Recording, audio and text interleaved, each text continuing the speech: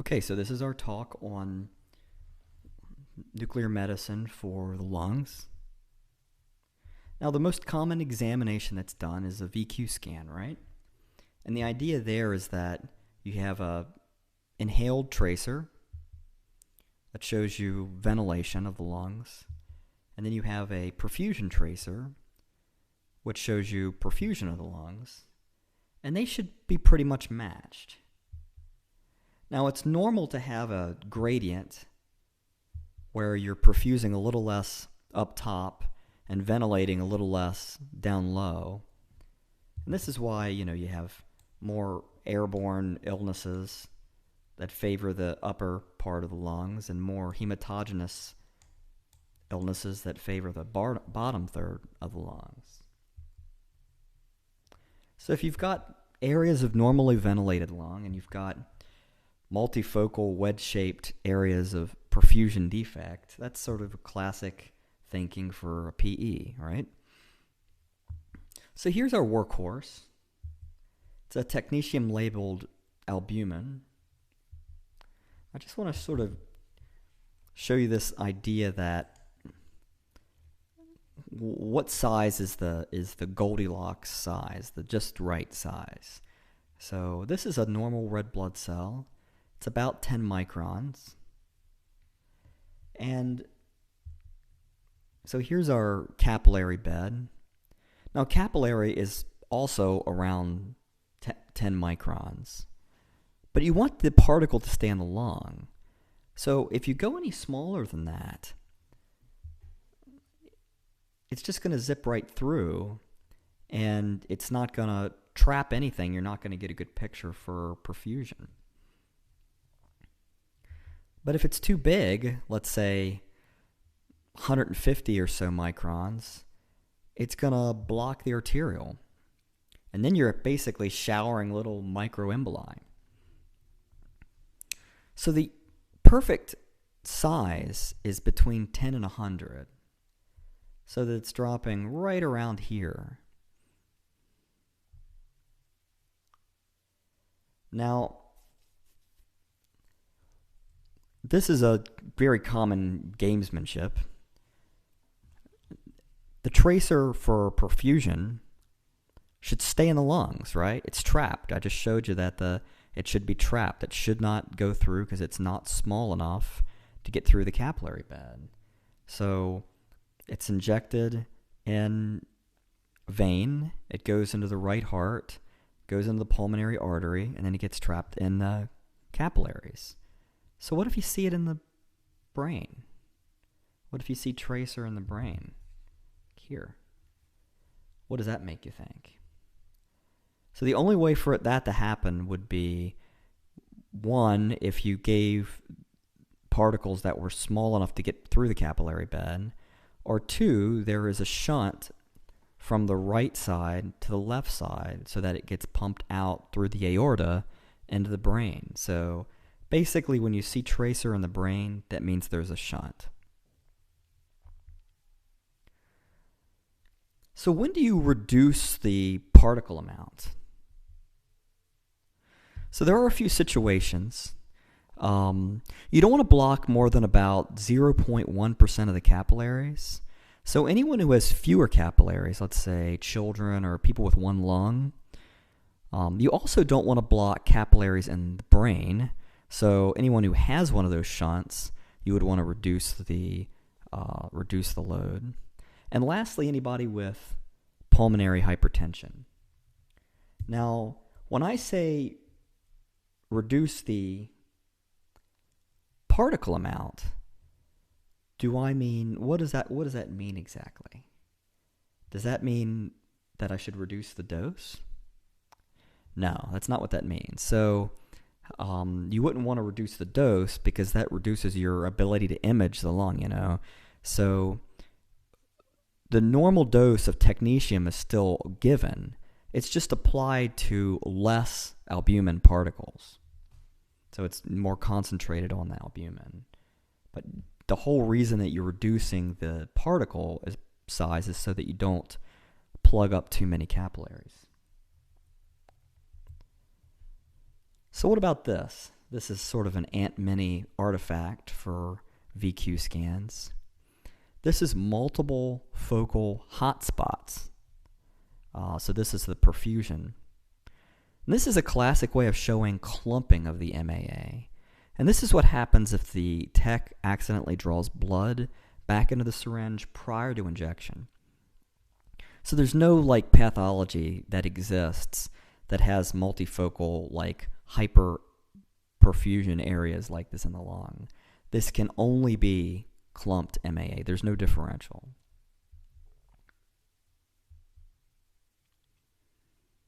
So you've got a couple of options with regard to ventilator tracers.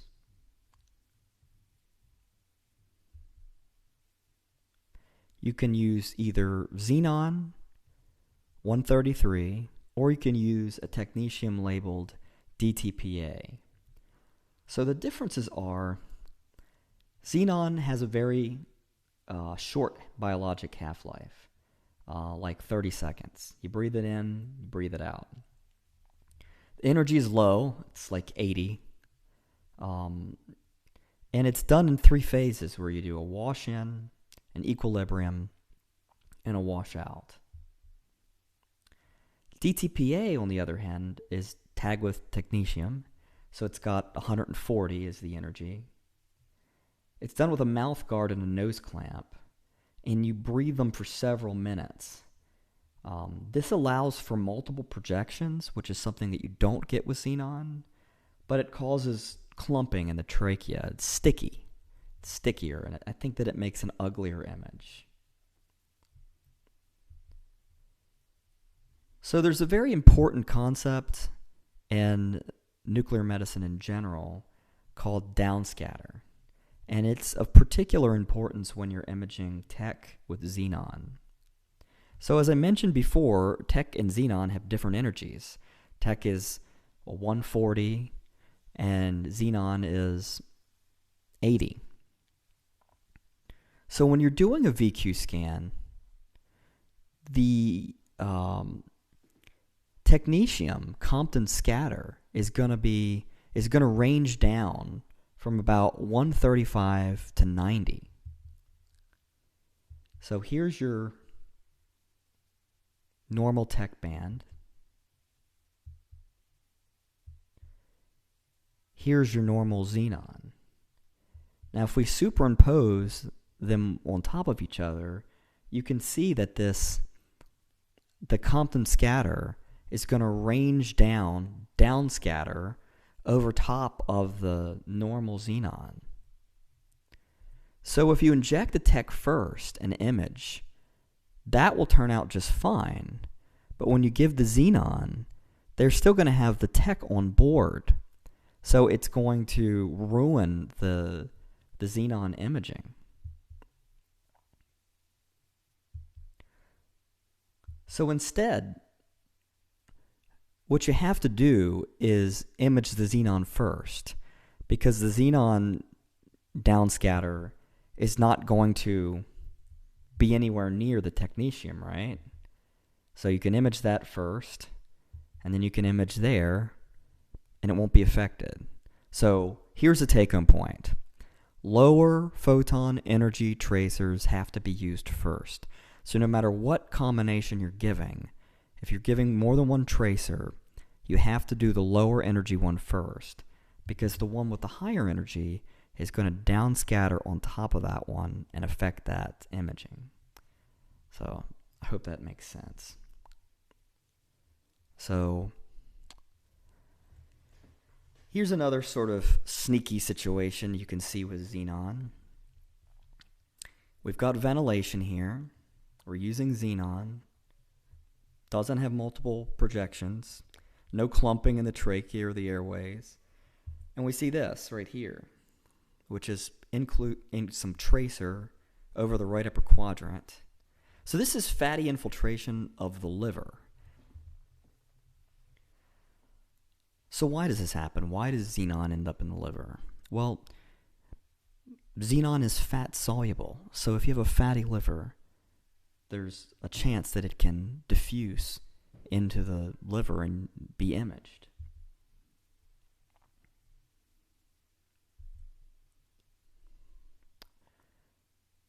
right, so this is a ventilation exam. And the purpose of this is to show you that there's air trapping. Remember that there should be more ventilation in the upper portion of the lung relative to the bottom part. So this residual here, it's the reverse of what you'd expect. This was a patient with bronchiolitis obliterans from rejecting a lung transplant. So my normal go-to is just to read them all as intermediate, but for the purpose of multiple choice, I may actually have to have some strategy. So this is normal. This is a normal look. And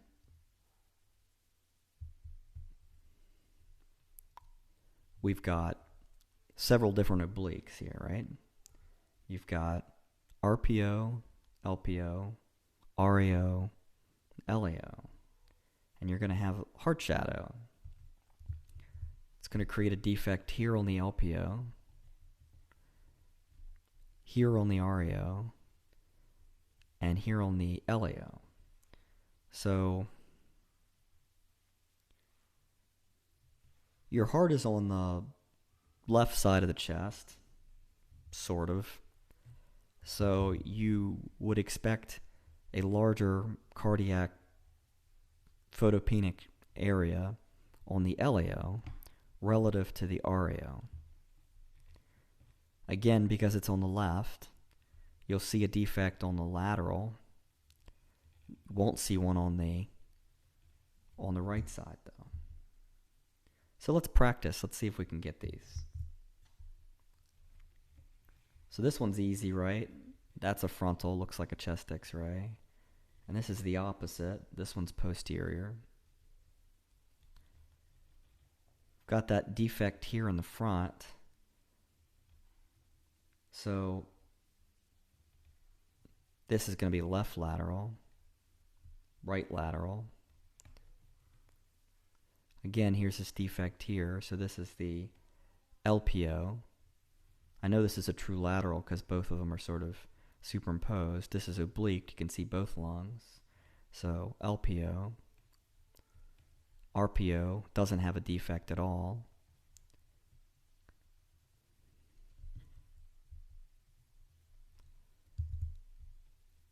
LAO is going to have the big one, and RAO is going to have the small one. So that's how I do it. So remember, left side big, oblique will see both lungs, and anterior looks like a chest x-ray, posterior looks like a chest x-ray without the cardiac silhouette. So there's this criteria that is used for reporting probability, basically as high, intermediate, or low, or very low. Intermediate basically means indeterminate. So a few rules.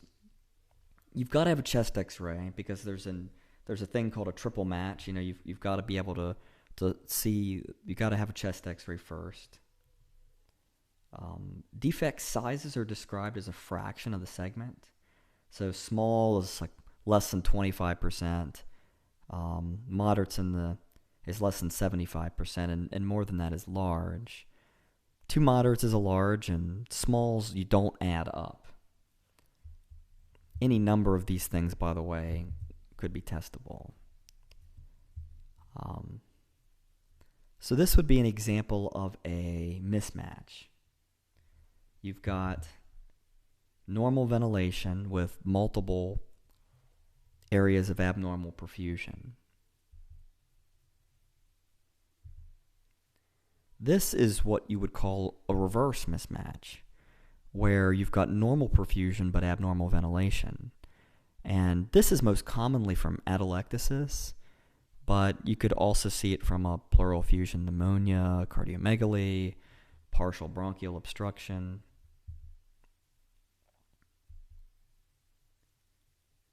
So if you've got normal perfusion, do you need a ventilation examination to exclude PE?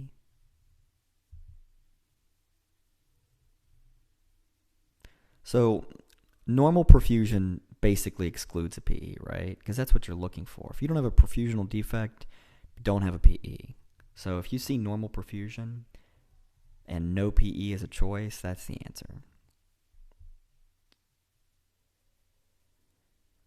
So there's this thing called the stripe sign, something like that.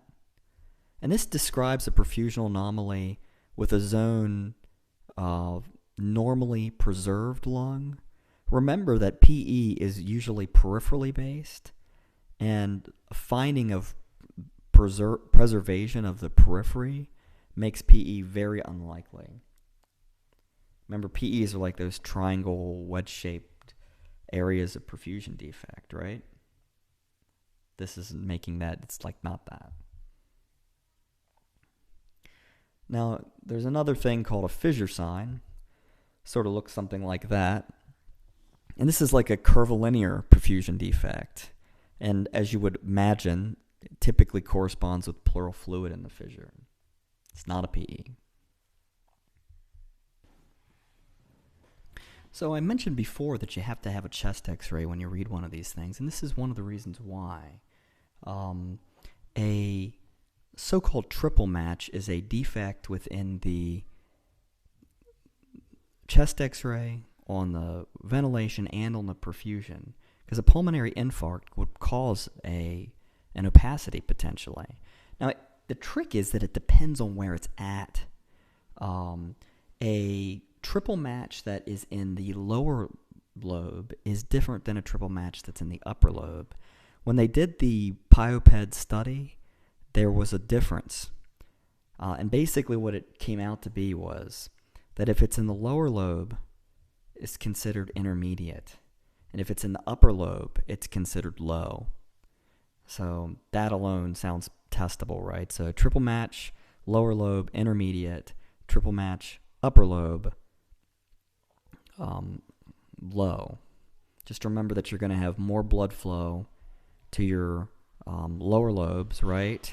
So you're more likely to have an embolic event there. Now here is a classic high probability VQ study where we've got multiple large wedge-shaped ventilation and perfusion mismatches, both lungs, and on the right, we've got at least 3 large wedge-shaped mismatch defects, and probably 2 on the left. So these things, we've got big perfusional bites out of here, right? See this stuff? Bunch of them. Ventilation is looking pretty normal. So this is a high probability. 2 or more large mismatched segments without a radiographic abnormality is considered high, right? It's a high probability. What about a complete lobar perfusional defect? So when you see this, you should think about hilar masses. It's probably the most common. Hypoplastic pulmonary artery or mediastinal fibrosis. It's actually uncommon for PE to present like this. PEs are multiple, bilateral, peripheral, wedge-shaped. So the most common cause of a unilateral whole lung perfusion defect with a normal ventilation is a cancer.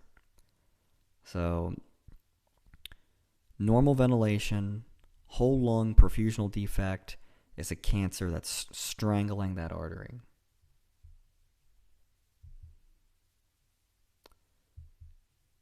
So let's switch over to another agent that can be used to look at stuff in the lung, and that's gallium. So I mentioned gallium before a couple of times, scattered throughout the clinical lectures. It's ancient. It has a complex mechanism that has to do with basically being an acute phase reactant. It has 4 peaks, which I remember basically as 100, 200, 300, 400. It has a half-life that's around 3 days.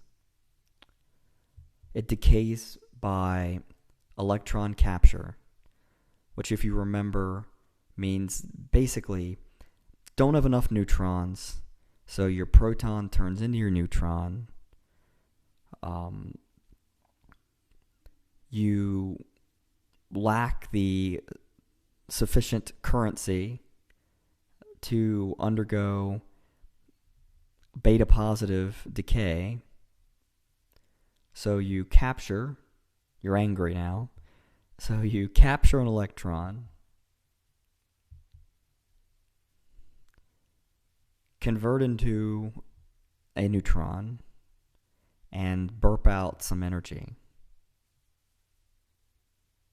So electron capture is great for imaging because it's going to release some characteristic, photons. So the way to remember the things that decay via electron capture is the mnemonic GET, gallium, indium, iodine, and thallium. So here's the normal distribution of gallium. Gallium is sometimes referred to as the poor man's bone scan. You will see uptake in both the cortex, just like a regular bone scan, but also the marrow.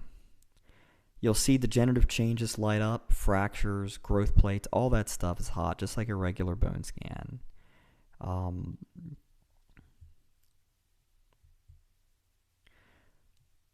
As we talked about in our mystery whole body scan, it's got a hot liver, but no real spleen uptake. Is it ever okay to see uptake in the kidney? Sort of if you image early, but later on, no. Remember that gallium is a marker, a non-specific marker of inflammation. So you, because it uses iron as an analog, and iron is an acute phase reactant, or it's trapped as an acute phase reactant. So inflammation. So inflammation in your kidneys after 24 hours, it's basically what that's saying. You can have faint symmetric uptake of the breasts. Unilateral breast uptake that's intense would be bad. That would be worrisome for malignancy or an infection. And lacrimal gland uptake. See, here's a whole body gallium scan. This is normal. Bones, liver, no real spleen uptake.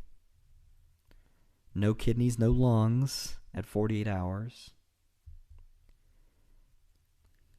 Here is another gallium scan. This one is not normal. Notice that you are seeing uptake in the lungs here. This can be from a variety of things: infection, CHF, ARDS. You may be going, hey, I see uptake in the spleen. Is that normal? It can be. At only 72-hour scans, sometimes we'll see it. Renal uptake, in this case, of which there's a little bit, is actually from ATN. So let's do some multiple choice gamesmanship, just from the question header. So, gallium scan in an African person or a black person, sarcoid. Gallium scan in a guy with AIDS, PCP. Gallium scan in the spine, osteomyelitis. Remember that indium sucks in the spine. Gallium scan with unilateral or gallium scan with bilateral faint symmetric breast uptake, normal. Gallium scan with unilateral intense breast uptake, not normal. All right, a few other pearls. Abdominal and pelvic infections. Indium is actually superior because gallium has some normal GI uptake. and that would obscure evaluation. Malignant otitis media, the Pseudomonas infection, typically, it will be gallium hot, but it would also be hot on a bone scan. And spinal osteomyelitis, gallium is superior to indium, so I mentioned that a couple of times. I've also mentioned this, I think, in the chest lecture. Remember that thallium works through a sodium-potassium pump, requires active transport, so you have to be a living thing, like lymphomas, like living cells. They've gone crazy, but they're still like living normal cells. Gallium is just an inflammation thing, right? Just lactoferrin, trapping iron as an acute phase reactant, so it's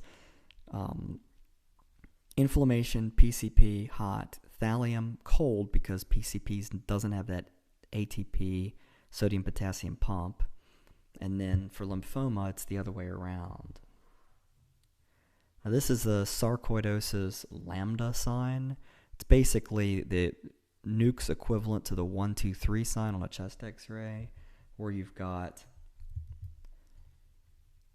upper paratracheal and bilateral hilar lymph nodes. And then this is a so-called panda sign, which has a differential, which is basically sarcoid, Sjogren's, or treated lymphoma. Gallium has some utility in sarcoid. It's useful for looking for active disease. Increased uptake in the lungs is seen in what's like 90% sensitive for active disease. Scans are typically negative in inactive disease. All right, and that's pretty much it for the lungs.